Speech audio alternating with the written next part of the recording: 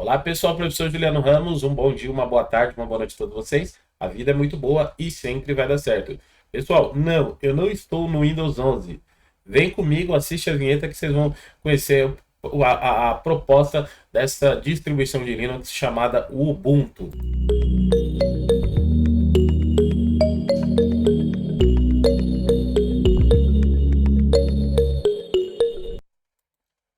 Muito bem, pessoal. Recentemente eu fiz um vídeo aqui no canal onde eu customizava um pouco a minha distribuição do Big Linux e ficava um pouco parecido com Windows, né? Eu, pelo menos usava temas. E o pessoal falou assim: pô, professor, para que usar Linux, deixar com cara de Windows e tal? Mas existe uma proposta interessante que na época era do Linux FX que eu descobri que também está por trás aqui desse Ubuntu que eu já vou falar. E eu conversei até com o desenvolvedor aqui, é brasileiro, o Rashid, e ele me explicou que a proposta dele, que as pessoas não entenderam muito bem, era uma proposta de pequenas empresas diminuir a curva de aprendizado. Então você tinha um Linux que rodava em quase qualquer computador, né, que precisa de uma exigência de requisitos mínimos de hardware comparado ao Windows 11, né? E você, por exemplo, você tem uma empresa aí de telemarketing com 50, 30 funcionários, e você ia reduzir a curva de aprendizagem, já que você podia migrar isso da noite para o dia, que de manhã eles iam achar até que estava no Windows 11 lá, e achar os seus ícones, abrir as suas aplicações que utilizam no dia a dia, sem precisar ficar aprendendo uma interface nova. Olha que, por mais que o KDE Plasma seja muito parecido com o Windows, né, ou o Windows seja parecido com o KDE Plasma, que é parecido com o Mac, né, então é a história do ovo e da galinha. É, existe uma curva de aprendizado e o objetivo de temas são esses. Você pode estar no Windows, colocar tema do KDS, né? São temas, são perfumarias, né? Por trás disso está rodando ali o Linux. Então, essa distribuição estava navegando na internet, o pessoal viu aquele meu vídeo e falou assim: bom, professor, eu vi que você fez uma customização aí, mas dá uma olhada. Essa distribuição aqui, que é o Ubuntu.org, começa com W aqui, que seria de Windows Ubuntu Operating System, né? Eu achei no mínimo engraçado. E na hora que eu olhei aqui os ícones, eu falei assim: bom, eu acho que tem a ver com o pessoal do Linux FX. E aí, olhando aqui embaixo, eu vi que realmente, ó, se você olhar aqui, Linux FX. E o próprio site do Linux FX, se você clicar aqui, ele redireciona para cá. Então, dá para entender que são dos mesmos desenvolvedores. Acredito que seja o Rashid aí por trás e tudo mais. Agora, eles estão aqui uma pegada, pelo que eu li, interessante. Por quê? Porque o sistema operacional aí, eles estão oferecendo aí para você fazer o download, utilizar, e tem uma opção aqui que seria uma chave profissional para que você tenha um suporte e um acesso mais rápido às informações. Então, assim, não tem uma diferença aqui, basicamente, entre essa chave e o que eles oferecem aqui de download grátis, tá? A ideia é mais ou menos que nem, por exemplo, o Zorin Pro oferece lá uma versão que te dá um suporte e tudo mais. Aí você fala, mas qual o objetivo, né, professor, de eu ter uma distribuição com a cara do Windows, né? É justamente isso, pela curva de aprendizado, e a pessoa que quer ter numa máquina, é, num computador que não rodaria o Windows 11, livre de vírus e todas as vantagens de Linux, porque por baixo do capô é um Linux, né? É um Ubuntu que está rodando aqui por baixo, e você vai ter todas essas vantagens e velocidade, desempenho. Olha lá, 1 GB está sendo um consumo aqui de memória RAM, mesmo utilizando.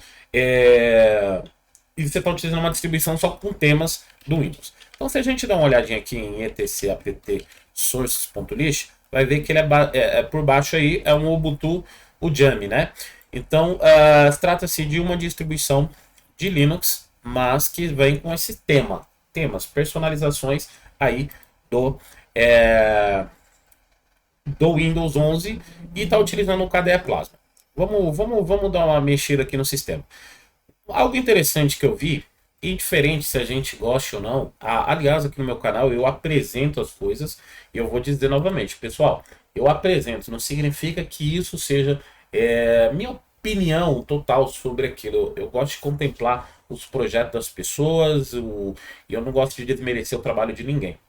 Então, assim, é necessário ter essa distribuição? Não é necessário? É necessário ter temas de Windows ou temas de macOS ou não, bom, isso é a critério de cada um, tá?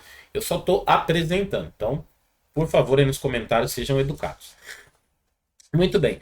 E se a gente ver aqui, ele traz um painel de controle e você vê que tem um trabalho por trás, né? Foi programado e bem bonitinho, aliás, bem bonitinho, né? Bem bacana aí pelo que pretende ser a distribuição. Você pode escolher aqui rapidamente temas, ó, tema escuro, tema claro, já muda aí todo o ambiente, né? E de fato é muito, mas muito parecido com o Windows, né? Não tem o que a gente diferenciar aqui, ó, né? Então aqui no canto aqui a gente tem aqui para abrir os widgets, né? Escolher as opções aí que é do próprio KDE Plasma. Aqui nós temos uma configuração aqui para configurar o controle meteorológico, né? Vou colocar aqui São Paulo. Bonitinho. Menuzinho aqui parecido aí com o do Windows, né? Vamos abrir aqui o Dolphin, que seria o nosso gerenciador de arquivos, com os temas aí também parecidos. E ele vem com o navegador Microsoft Edge, podia ser diferente, né? Também temos aqui a loja de aplicativos, é o Discover, que é a mesma loja do KDE Plasma. Então, trata-se aí de um KDE Plasma modificado, tá? Com configurações, para que você seja o mais perto possível aí do Windows, né? Diminuir essa curva de aprendizado que a gente estava tratando agora. Se a gente pegar aqui o painelzinho de controle, que teve uma mudança, né, visual aqui, para ficar mais parecido aí com o Windows mesmo, né? Deixa eu colocar esse tema aqui. Você consegue configurar facilmente aqui as contas, né? Configurar serviços aí do Google Chrome, em aplicativos, definir aqui os programas. Eu vou dizer para você, o próprio painel do Plasma, eu já falei várias vezes, ele tem muita opção e às vezes eu acho ele confuso. Esse painel aqui tá bem facinho, ó, procurar se tem updates, né? E ele permite aqui também uma opção para você instalar aplicativos aqui, suporte aplicativos EZ aqui, né? Você instalar compatibilidade com aplicativos que provavelmente que é o Wine, né? Então, o Wine aqui cedendo essas funcionalidades aí para aplicativos.exe. Bom, entre os aplicativos aqui, ele também traz algumas coisas aqui para você ir direto, por exemplo, Microsoft Excel Online, o pacote Office inteiro aqui online para você ter acesso, né, ao OneDriver. Então, e também ele traz offline, o pacote Office aí que seria um OnlyOffice, né? Tá lá, o OnlyOffice para você ter acesso offline. Aliás, as versões mais novas do OnlyOffice, do Flatpak, estão melhores. Essa daqui eu vejo que é uma versão mais antiga. E vale lembrar que eu estou rodando isso daqui por uma máquina virtual também, tá? Eu estou usando Boxes, né? Então é uma máquina virtualização. Então a gente sabe que não tem um desempenho tão bom. Como podem ver, pessoal, é bem parecido. Ele também traz aí uma opção de executar aplicativos Android. Então, se você quer executar aplicativos Android, ele te traz essa opção, né, de você configurar aqui e executar. Ele vai fazer o download de uma imagem aí e você pode executar esse tipo de aplicativo.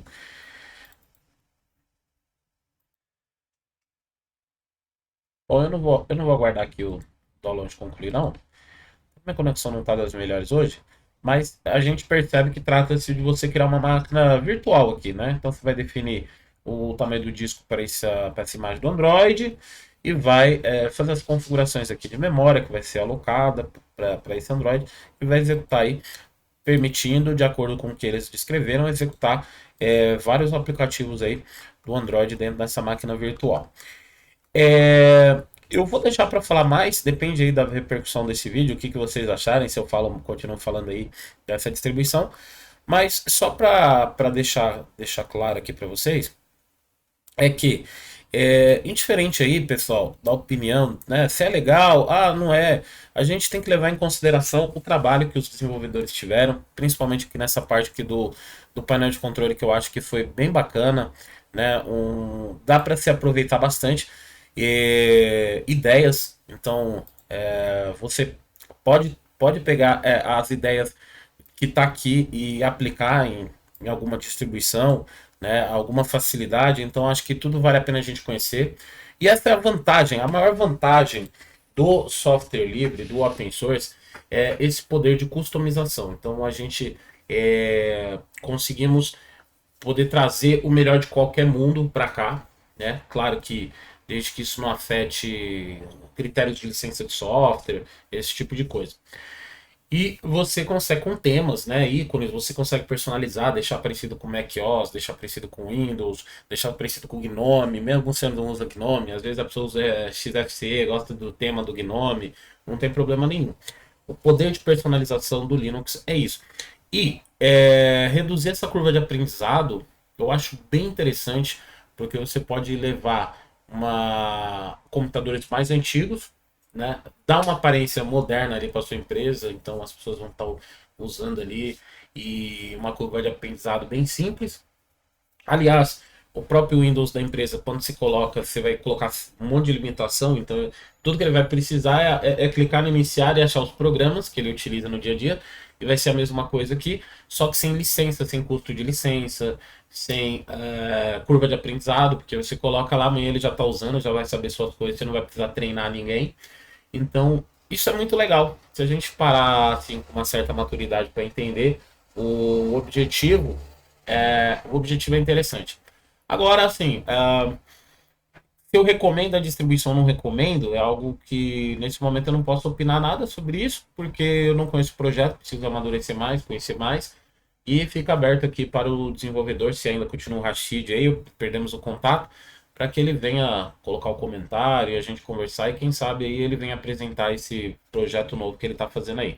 Aqui o canal sempre está de braços abertos para qualquer projeto livre e indiferente de qual seja. Ok? Então no próximo vídeo eu vou trazer uma distribuição que lembra o macOS e muito leve, tá? Então deixa para o próximo vídeo, vai ser bem interessante. E essa série, que é uma série que causa polêmica, é bem legal. Deixa seu comentário aqui. Você utilizaria, não utilizaria? O que você acha de projeto assim? Mas com educação, hein, pessoal? Até a próxima. Clica curtir para o canal dar uma alavancada aí, ok? Ajuda nós. Até a próxima.